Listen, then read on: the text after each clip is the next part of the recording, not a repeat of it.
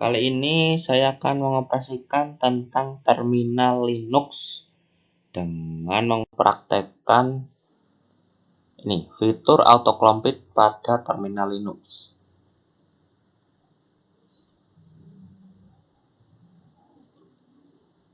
Yang pertama kita buka dulu terminal Linux. Bisa diketik di sini atau scroll ke bawah saja. Nah, jika sudah seperti ini, maka terminal Linux bisa dimulai ya.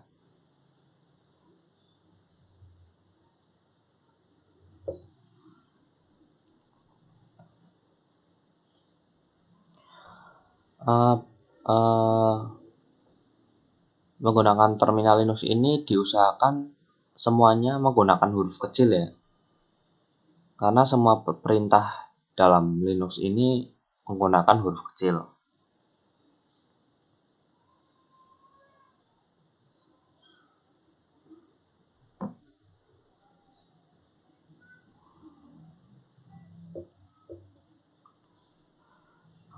Karena dalam Linux ini huruf besar dan huruf kecil sangat dibedakan sekali ya, atau sangat sensitif sekali.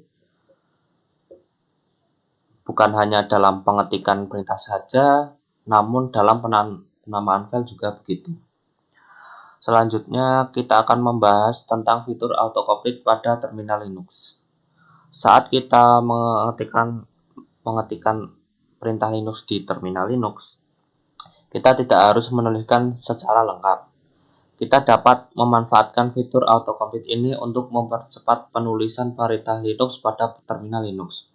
Caranya cukup ketik beberapa huruf dari beberapa Linux yang akan kita ketik, selalu ketik tombol tab 2 kali.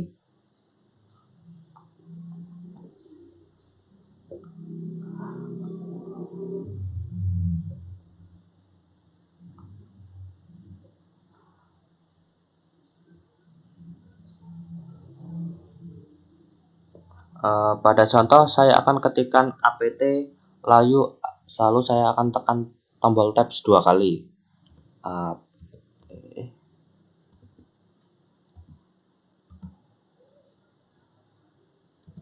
Nah, lalu akan muncul seperti ini ya.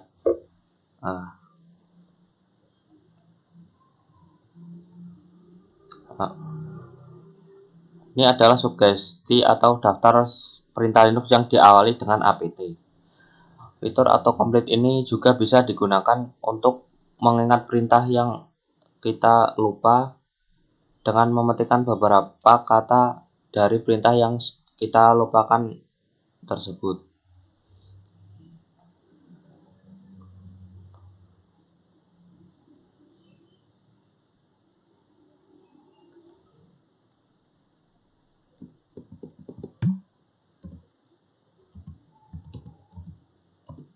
Selanjutnya kita akan bahas tentang struktur perintah Linux.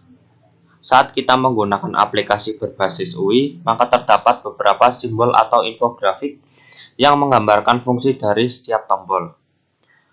Pada command line interface atau terminal Linux tidak ada icon dan hanya deretan teks dan simbol.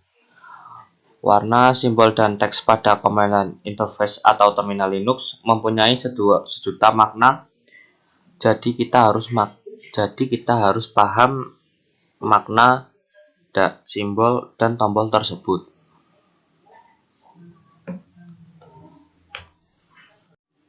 Pertama, kita cek direktori saat ini di mana dengan cara ketik pwd, kemudian akan muncul home dan akun.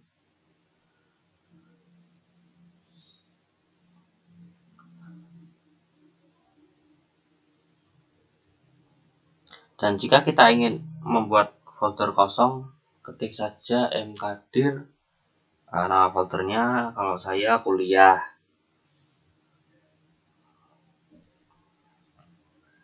Untuk menampilkan isi dari folder direktorinya, kita perintahkan ls.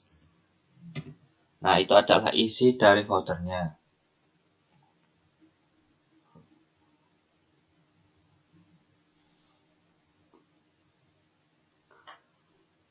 Dan ketika kita akan membuat folder, di dalam folder kuliah, kita akan pindahkan terlebih dahulu direktorinya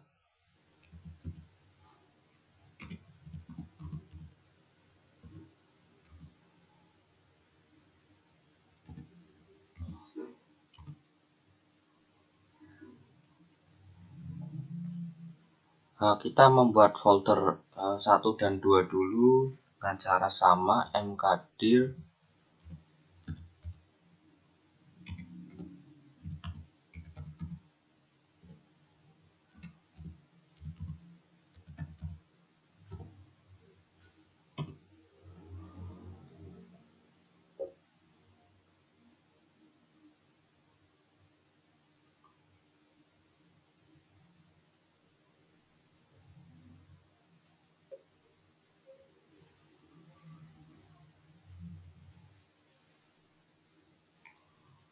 dan kemudian tampilkan kembali dengan cara klik ls. Nah, di dalam folder kuliah berarti sudah ada folder 1 dan folder 2.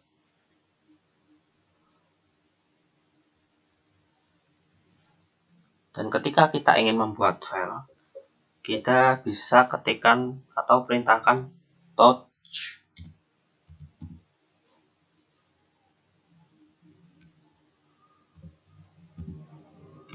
Misal nama file saya buat akun.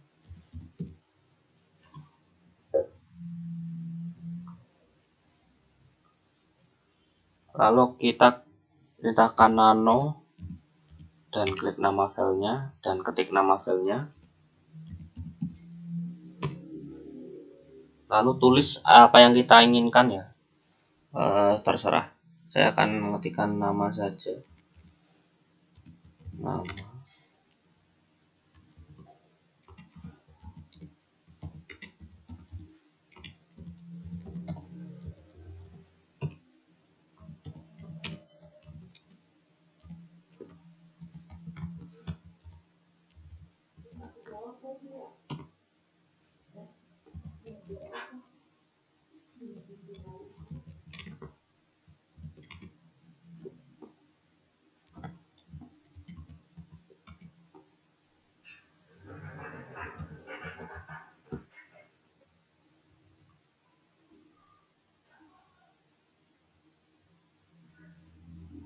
Jika sudah, kita ketik Ctrl O, kemudian enter, dan kita kembali ke halaman dengan cara Ctrl atau Ctrl X.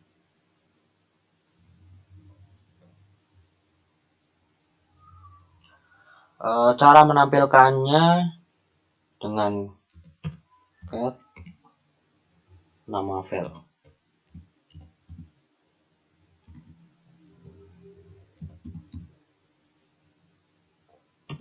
Nah, sudah muncul yang tadi kita tulis ya, nama, NIM, dan kelas.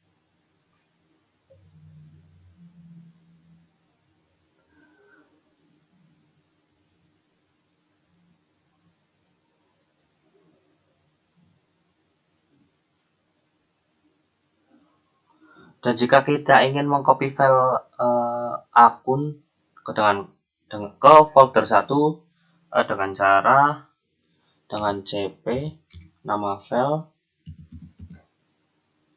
kemudian ke folder yang akan dituju,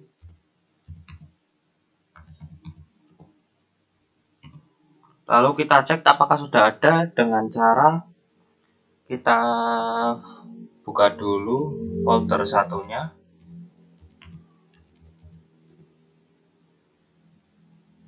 dan kita cek dengan perintah ls. Dan ternyata sudah ada ya, sudah ada ini akun ke ls akun. Maksud saya folder akun kita pindahkan ke folder 1, kita klik dengan ls, dan ini sudah ada ya.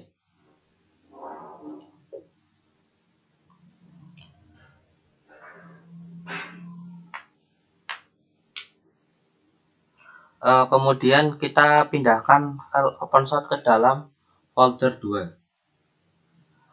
Pertama kita keluar dulu akan berada di dalam folder kuliah dengan cara cd -2 enter.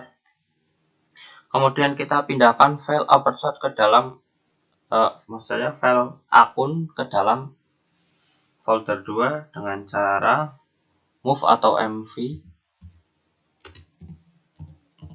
folder 1 akun, dan kita akan pindahkan ke dalam folder yang kita tuju, yaitu folder 2.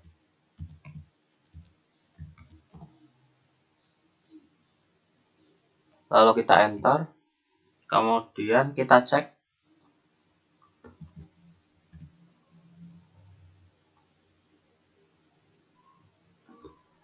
bukan ls ya, tapi cd folder 2.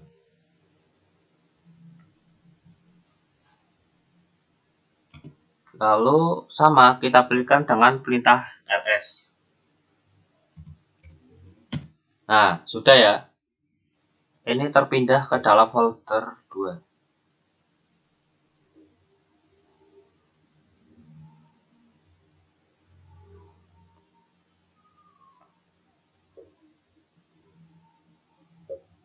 Kemudian kita akan melihat status file yang akan kita buat, yaitu dengan cara start.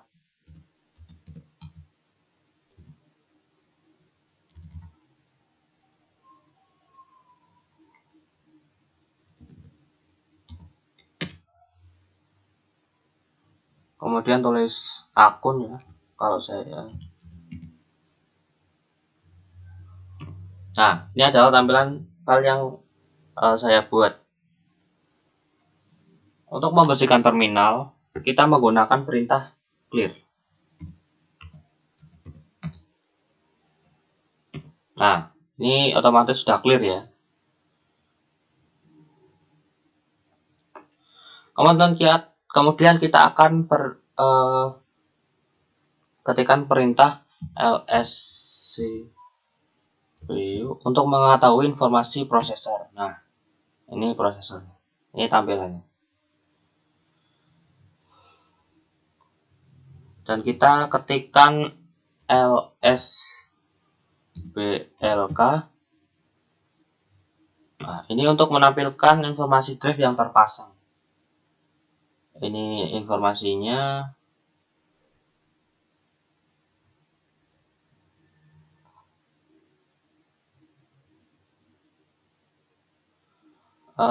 Untuk menyita sisa kapasitas harddisk dan penggunaan harddisk, kita akan melakukan perintah df.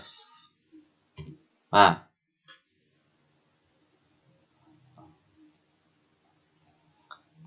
dan kita akan memerintahkan df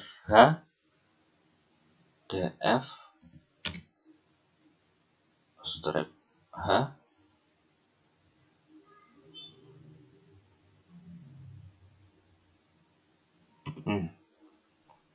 Ini untuk menampilkan informasi storage volume disk yang digunakan sistem dan telah dimount ke Linux.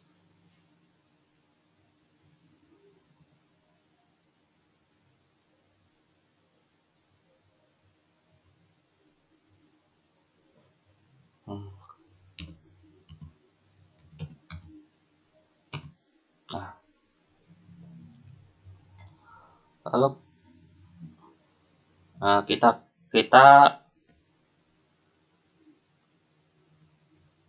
ketikkan free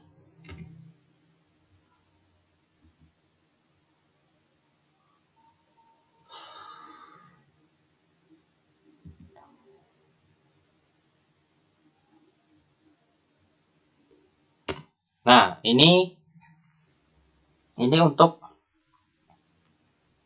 untuk mengecek informasi memori. Kita gunakan free m, strip m.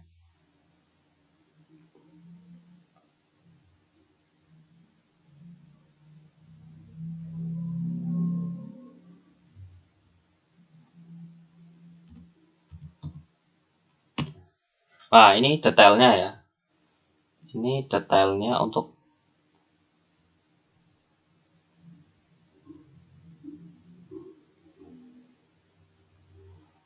ya itu saja yang bisa saya bagikan atau saya berikan untuk pertemuan kali ini. Terima kasih. Wassalamualaikum warahmatullahi wabarakatuh.